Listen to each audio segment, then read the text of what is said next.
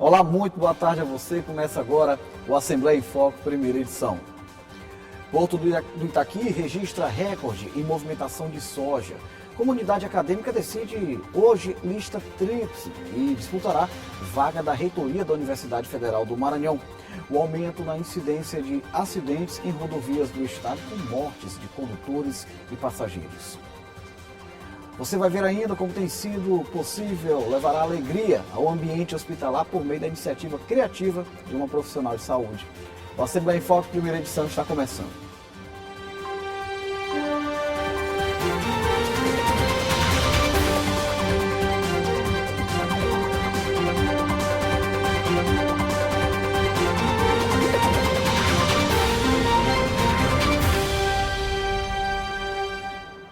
No Maranhão, um dos portos mais bem posicionados do mundo registrou números positivos em relação ao volume de movimentação de carga.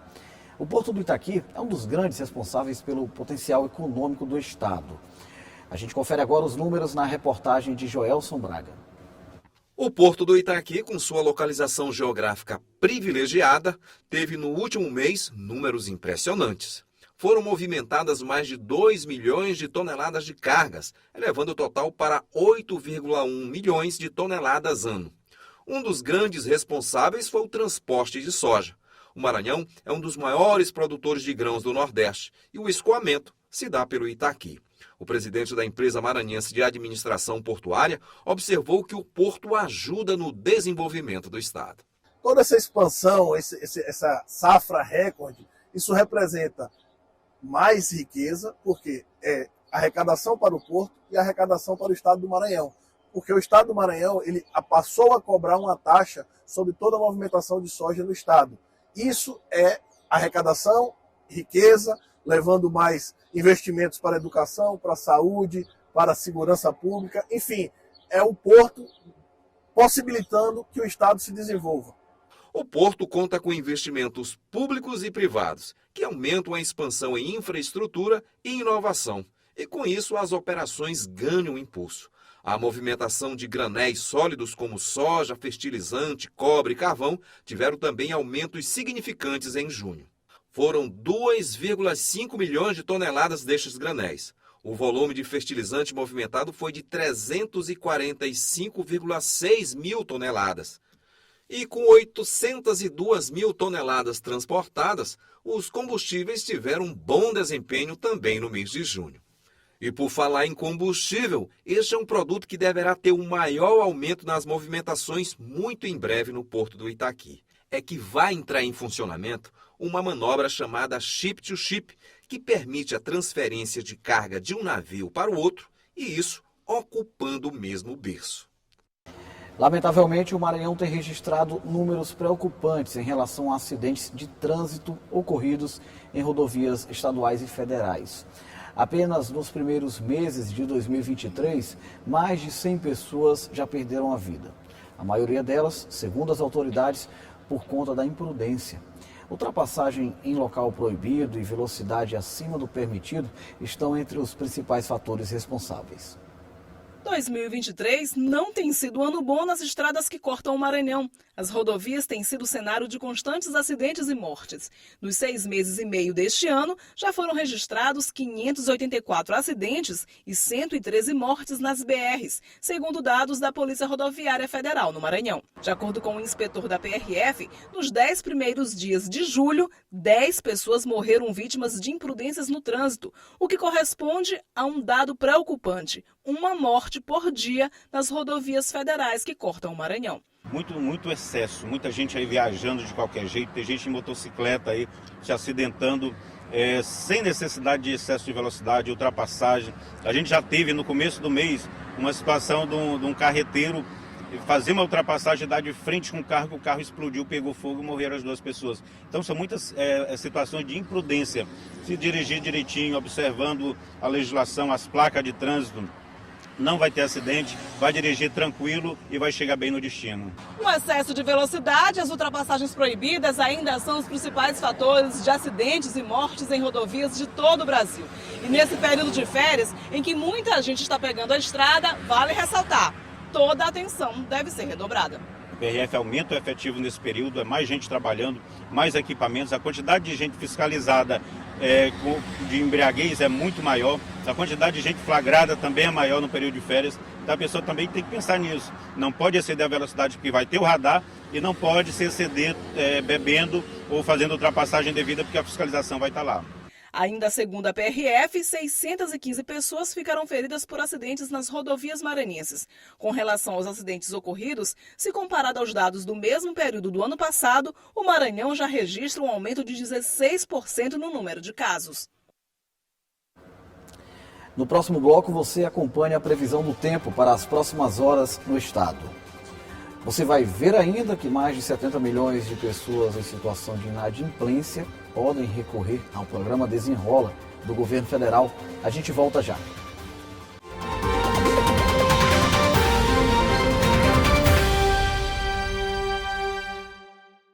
A comunidade acadêmica está participando hoje do processo de escolha que vai definir a lista tríplice que disputa a reitoria da Universidade Federal do Maranhão. Em um processo conturbado, que inclusive chegou a ser suspenso pela Justiça Federal, professores e estudantes estão fazendo suas escolhas de maneira online. Após a definição dos 3 nomes, caberá ao presidente Luiz Inácio Lula da Silva a escolha do novo reitor ou reitora. Depois de muita polêmica, inclusive com suspensão pela Justiça Federal, finalmente foi realizada a eleição para reitor e vice-reitor da Universidade Federal do Maranhão. A votação foi iniciada pontualmente às 8 da manhã desta sexta-feira e se estenderá até às 22 horas. O pleito deveria ter ocorrido no último dia 18, mas havia sido suspenso. A presidente da comissão eleitoral observou que, mesmo com a interrupção, o processo está sendo tranquilo. A comissão eleitoral vai percorrer agora todos os locais, mas nós estamos com os dados, estamos acompanhando pelo sistema. A votação está sendo permanentemente, já temos vários dados de todos os centros. Parabenizar a Codó, que está muito bem, porque nós estamos acompanhando todos os dados, o campus de Codó, aliás, todos os centros. Tanto por parte do discente quanto do docente, e todos estão acompanhando. É possível que o eleitor acompanhe toda essa movimentação durante todo o dia. São 14 urnas que estão recebendo as votações por meio virtual. Concorre ao cargo de reitor 4 candidatos. São eles: Fernando Carvalho, Isabel Ibarra, Luciano Façanha e Wener Miranda. A escolha do próximo reitor da Universidade Federal do Maranhão gera uma grande expectativa na comunidade estudantil. O Leonardo é representante dos discentes no processo eleitoral e acompanha a votação na sala da comissão eleitoral. A nossa expectativa é que os discentes votem, tá? Porque nós temos o poder de, não no mesmo nível, né? Mas temos o poder de estar decidindo o futuro da universidade enquanto gestor. Certo? E também está promovendo a democracia como estudantes. A UFMA disponibilizou em várias salas equipamentos para quem não tivesse acesso à internet pudesse votar. Mas, durante o período em que fizemos esta reportagem, ninguém apareceu nas salas para exercer o direito de votação. A eleição é virtual, é remota, é eletrônica, mas a universidade, mediante os seus centros acadêmicos, colégio universitário, divulgou locais nos quais nós instalamos equipamentos para o eleitor ou a eleitora, se quiser exercer o seu voto em uma desses locais que tem equipamento, internet, sem nenhuma intromissão, esse termo que eu posso usar, por parte de candidatos ou de apoiadores de candidatos. A eleição se encerra às 22 horas e, segundo a comissão eleitoral, a apuração deverá durar cerca de 20 minutos. E aí teremos os nomes que irão compor a lista tríplice, que será encaminhada ao presidente Luiz Inácio Lula da Silva, que é quem fará a escolha do próximo reitor da Universidade Federal do Maranhão. Grande parte dos brasileiros está em situação de inadimplência, com o nome negativado junto aos cadastros de proteção ao crédito. Para reduzir os números, o governo federal colocou em prática o programa Desenrola Brasil, que visa garantir melhores oportunidades de negociação aos consumidores. 71,9 milhões de brasileiros estão inadimplentes. No Maranhão, são 2,8 milhões de pessoas, o que corresponde a 39% da população maranhense endividada, segundo dados divulgados pelo Serasa. Para tentar resolver a situação dos endividados, o governo do estado lançou o mutirão de renegociação de débitos, o Dívida Zero, oportunidade de renegociar contas em atraso com parcelamentos e descontos de multas ou juros. Nesse mês lançamos o programa em todas as regiões do estado, em especial aqui na Grande Ilha, onde nós realizamos mais de 5 mil negociações, 5 mil atendimentos a consumidores. Estamos hoje também com o nosso mutirão acontecendo em Imperatriz e Açailândia, e ainda no final do mês teremos no Pátio Norte. Então você, consumidor que está passando por algum problema de dívidas, está passando por essas dificuldades, fique atento que o nosso mutirão vai continuar.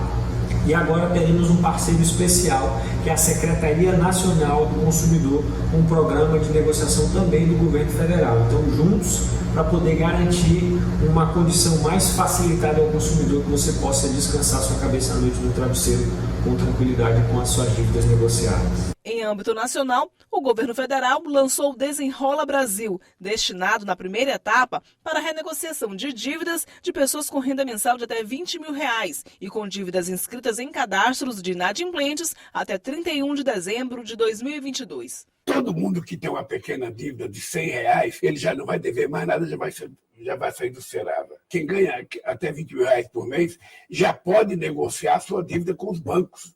Ontem houve uma grande procura nos bancos e teve banco anunciando redução de 96% na dívida. Eu acho que vai ser uma coisa excepcional.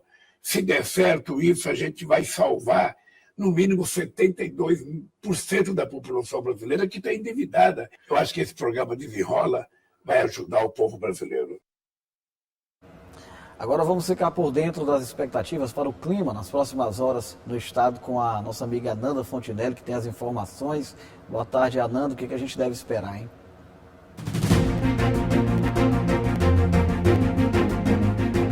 Boa tarde, Ronald. Boa tarde para você. Vamos conferir a previsão do tempo para essa sexta-feira. Olha só, na capital as temperaturas variam entre 26 e 33 graus na máxima e são esperados sol com aumento de nuvens. O tempo fica nublado aqui na capital, sem chance de chuva. Já na cidade de Joselândia, o tempo está parecido com o da capital. Esse início de fim de semana o tempo está aberto por lá e a mínima é de 21, a máxima é de 34 graus. Já na cidade de Balsas, o tempo deve continuar aberto nessa sexta-feira e não deve mudar até o fim do dia, sem possibilidade de chuva. A mínima é de 20 e a máxima é de 34 graus. É isso, Ronald. Bom fim de semana para vocês e a gente volta a se encontrar segunda-feira. Até lá!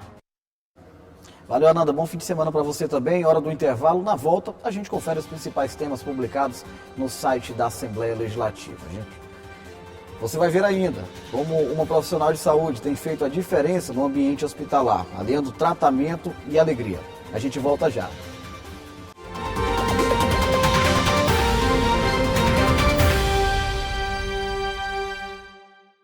Agora é hora da gente se conectar com o portal da Assembleia Legislativa. Vamos conferir os destaques da Alema aí com a Eula Belfort, que tem todos os detalhes. Muito boa tarde, Eula. Boa tarde, Ronald, e a todos que acompanham a Assembleia em Foco primeira edição. Vamos aos destaques do portal desta sexta-feira. Deputado Júnior França garante reforma da Praça Abdon Braide e outros benefícios a Santa Luzia. Movimento Julho das Pretas e o enfrentamento ao racismo são foco no programa Café com Notícias. Convidada foi a Yalorixá Jo Brandão. Deputada doutora Viviane aborda os desafios e a força feminina na política no programa Toda Mulher. Parlamentar também falou sobre seu primeiro mandato e a recente eleição para o cargo de Procuradora da Mulher da Assembleia Legislativa. E para você ficar sabendo mais sobre essas e outras notícias, é só você acessar al.ma.leg.br.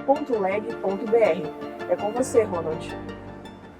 Valeu, Eula. Muito obrigado a você também. Olha, a gente dá uma conferida agora em uma reportagem que conta uma história bem legal de uma profissional de saúde que buscou, por meio da criatividade, levar a alegria a quem enfrenta aquele clima de ambiente hospitalar.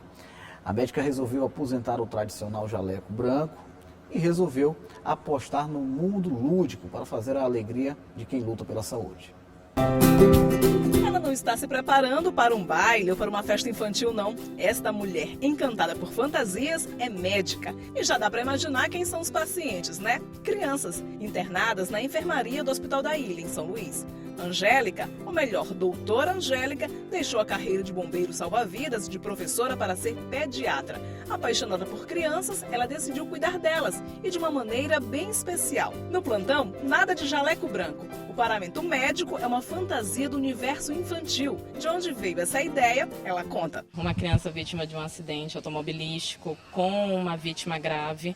E essa criança de 4 anos, ela não aceitava as medicações, não aceitava a presença da equipe, principalmente pelo estar de branco. Veio da UTI para a nossa enfermaria, mas eu percebi que ela acompanhava os meus jalecos, acompanhava o colorido dos jalecos. E logo em seguida a família apelidou uma boneca com o meu nome. E ela sorriu. Um dos primeiros detalhes foi esse esboço de sorriso, do movimento da face dela. E eu olhei para a boneca e disse assim, vocês vão me fazer me vestir de boneca. E foi daí que começou. A cada dia de trabalho, uma fantasia diferente. Tem a da Mulher-Aranha, de bailarina, de unicórnio e até Branca de Neve. Todas muito bem higienizadas antes do uso. A médica também tem os cuidados com a higiene das mãos e com o uso de máscara. Olhando ela entrar assim no leito, parece apenas uma brincadeira, né? Mas não é não. É um trabalho levado muito a sério pela doutora Angélica, que ao se fantasiar de super-heroína ou de um personagem famoso da Disney, quer trazer um tratamento mais lúdico, melhorar a autoestima, trazer alegria para as crianças e também para os familiares. Uma motivação muito boa, porque assim, as crianças, elas já ficam com medo daquele jaleco branco, né? Então ela vindo fantasiada já é uma estimativa melhor para que ela possa ter uma consulta melhor com as crianças. Então a gente como mãe fica muito feliz, né? A respeito de ela vir assim fantasiada, e as crianças eu vejo que tem tipo assim, elas ficam muito felizes a ver ela fantasiada, né? Então já é uma autoestima melhor para elas. Uma resposta que ela está no olhar. A criança muitas vezes, só o fato dela não chorar já é uma resposta positiva ao que a gente está tentando oferecer, né? Então o contato, o abraço, querer tirar foto, tudo isso já demonstra que ela saiu um pouco do mundo do hospital e está lá como fã de uma princesa, de um animalzinho, de um super-herói. Então eles conseguem retribuir de imediato. A criança responde com um olhar. As colegas de trabalho apoiam a iniciativa da doutora Angélica. Ela tem sido inspiração para outros profissionais de saúde. Esse amor que a gente sempre fala na enfermagem, do cuidar, a gente viu em prática, através do trabalho da doutora Angélica, né? E as crianças, elas se apaixonam pelo tratamento dela, pelos procedimentos realizados dessa forma tão lúdica e tão encantadora, né? A tia do José Pedro já nota a diferença no ânimo do menino, internado há poucos dias depois de sofrer convulsões. Quando a médica chega no leito, o bom humor vem junto. Muito legal para as crianças, que elas ficam mais divertidas, né? Porque mesmo estando no hospital, aí facilita mais a recuperação. Basta ver o sorrisão do José Pedro para entender que uma boa dose de alegria funciona como remédio. A graça, que vem de graça pelo carinho e dedicação de uma médica que só quer ver uma criança saudável e feliz. Qual é a médica que tu mais gosta aqui? A de fantasia. Como é o nome dela, doutora? Me esqueci. Ei, e o que tu acha dela se vestir assim? Legal.